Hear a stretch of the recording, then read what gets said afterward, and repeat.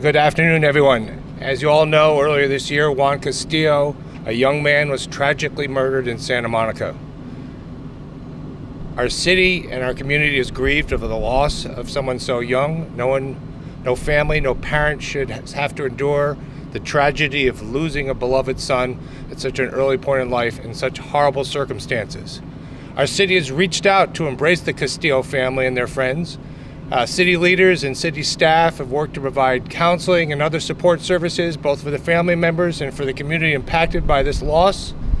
And in the meantime, in the background, our police department has been investigating this crime. And here this afternoon to report to you the results of that investigation is our police chief, Jacqueline SEABROOKS. Good afternoon, everyone, and thank you for coming out to enable us to provide our community with information regarding an ongoing homicide investigation which has been the source of a significant degree of concern and angst within our community.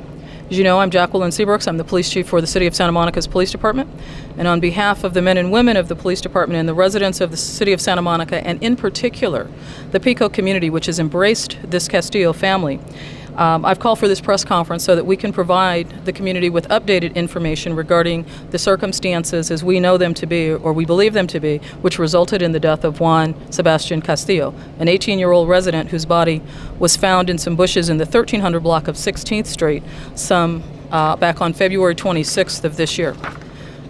Following extensive and thorough investigative efforts, our department's homicide detectives linked Juan Castillo's death to a shooting which had been reported earlier in the morning on February 26th, and it occurred in the area of 21st and Pico, roughly 2 miles southeast of where Juan Castillo's body was found and approximately 2 blocks from an area hospital.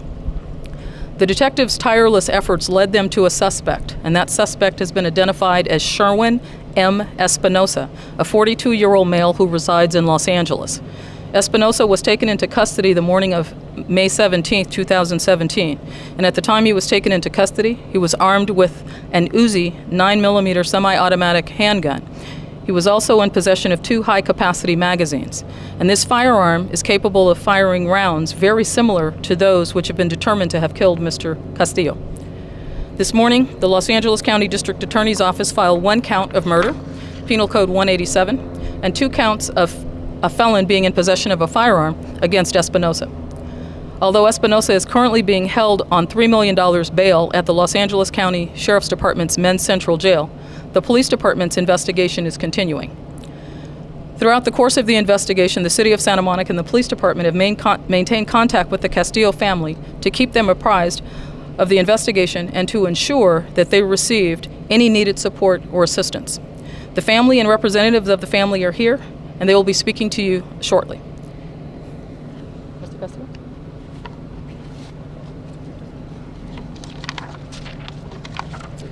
Next, you will hear from Lulu Castillo, who is the mother of Juan Sebastian Castillo, and she will have an interpreter, Ms. Ana Jara, from the community. Buenas tardes, mi nombre es Lourdes Castillo, soy la madre de Juan Castillo y deseo agradecerles a la Policía de Santa Mónica, a la ciudad de Santa Mónica y a toda la comunidad de esta ciudad por todo su apoyo emocional y económico que han estado con nosotros. Gracias por todas las muestras de cariño hacia mi familia y especialmente a mi hijo Juan Castillo, que siempre amó, quiso a su ciudad y estuvo aquí siempre presente desde pequeño. Good afternoon. My name is Lulu Castillo. I am mother of Juan Castillo. I want to take this opportunity to thank the City of Santa Monica, the Police Department of Santa Monica, the community of Santa Monica who has embraced us and helped me, my family, and who loved my son, who loved this city of Santa Monica so well. Gracias por estar aquí, se los agradezco. Estoy tranquila en una parte porque pudo pasar esto. Sé que nada me va a regresar a mi hijo, pero se hizo justicia para que esto no vuelva a pasar, ni otra familia esté pasando este dolor y esta tragedia que nosotros estamos pasando. I thank all of you for attending today. I am mixed emotions because I know that justice will be done for my son.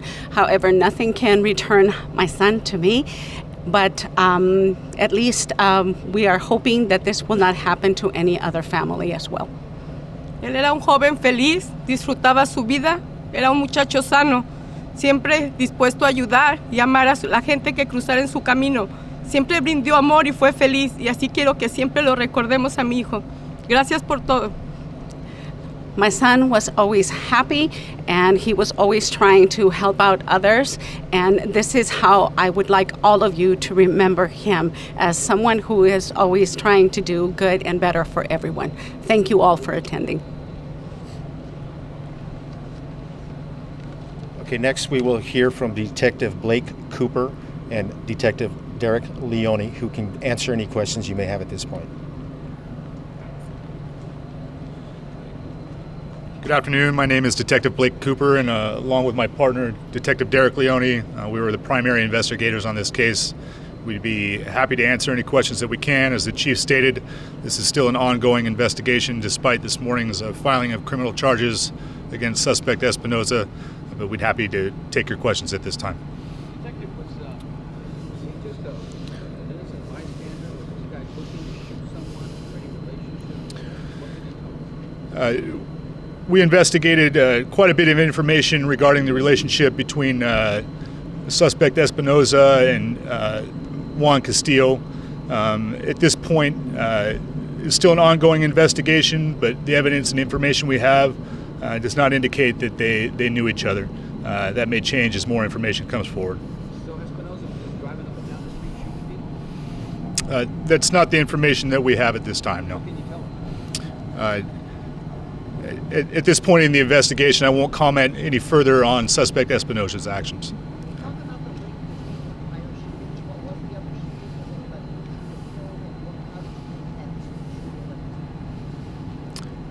I'm sorry, you're referring to the prior shooting on Pico Boulevard?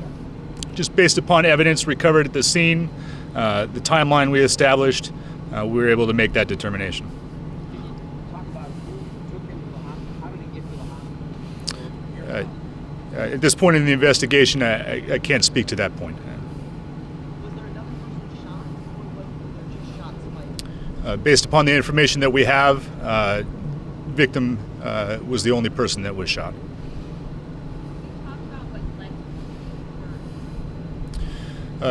That information is still being investigated. It's not known exactly at this point what precipitated the shooting. What is the background of the suspect? The suspect does have a criminal history. I won't go into detail on that.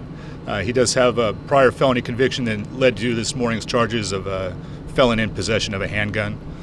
Can you tell us how long he'd been out before the shooting occurred? I'm sorry, out of custody? Yeah. It had been some time that he had been out of custody, yes. I believe the photo will be provided in the press release, yes. Sir. Okay, thank you everyone. Like was said earlier, I will be providing the press release as well as the booking photo of our suspect Mendoza. That will conclude the press conference. Thank you very much for your time, and have a good day.